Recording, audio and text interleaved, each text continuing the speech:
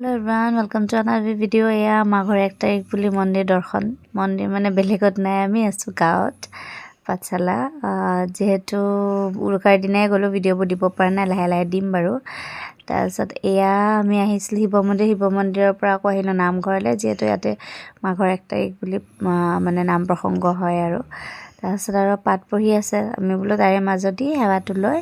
আহিলো আলহী খাবলৈ এয়া আজিকালি বেটা একদম মানে এই দুদিন মানে এনেকুৱা আছে মুকলাতে নাই বৰমাখতৰ কোলা তাৰ কাৰণে তেনেকৈ আছে